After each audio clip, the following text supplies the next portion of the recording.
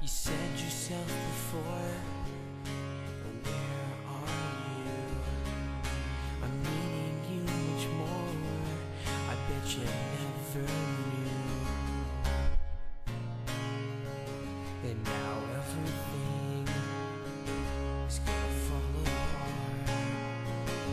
I need you here, not just in my heart.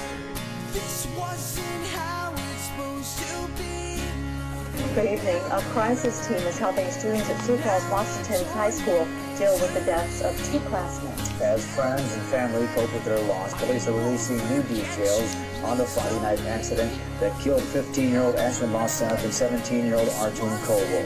As fellow Sean Newstead reports, even police are surprised by the speed. Police say speed was the biggest factor in Friday night's crash.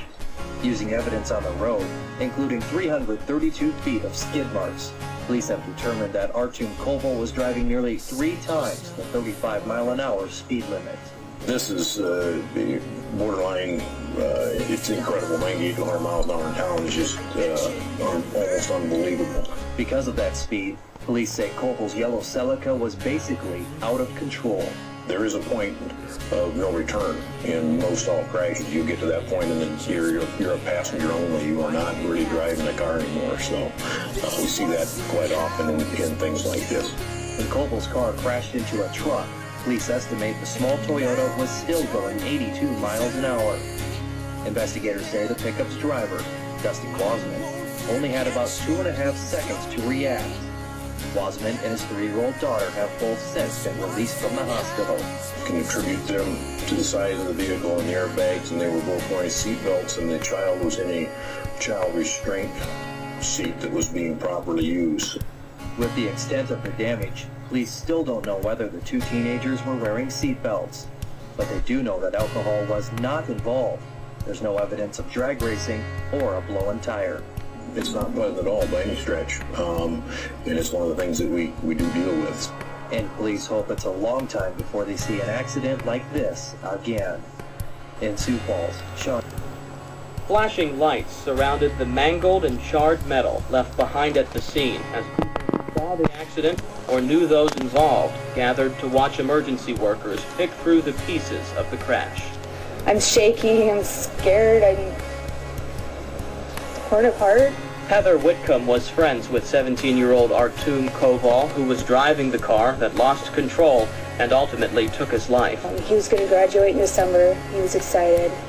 I mean, he loved his job. She said she feels terrible for both Koval's family and the family of 15-year-old Ashleigh, who was also killed in the crash. I just heard that he left his work with that girl and they just went cruising. Cruising is something his friends say Koval liked to do, especially when it came to showing off his car. Yeah, it was a real nice yellow Toyota Celica, new. I mean, he kept it in great shape and just kept putting new things on it to make it look good. We need to take a little time also and in our church family. Richie Hutchinson has a difficult task ahead of him. With people hurting today, and we as a church family want to be praying for them and doing what we can to be comforting them. So he was Ashleigh Mosseth's youth minister. And after Friday night's deadly crash, he is left to pick up the pieces with members of her youth group who are left asking why. The thing about grief is they can't explain their feelings, and we just kind of say that's okay. But right now what's important is to understand that somebody and some person very valuable to us isn't here.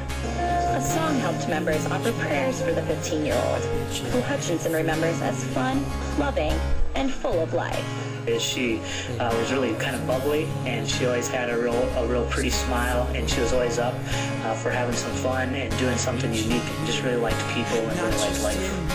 Hutchinson says he felt her presence in the church today during the dedication, and says although they can't comprehend what the Mosseffs are going through, the church community is ready to help the family through this difficult time. Whatever those needs are, that's where we'll step in and help them out, and really practice the act of just being present with them, and letting them know that we don't fully understand their pain, but we do hurt for them in the midst of this, and want to do what we can to help.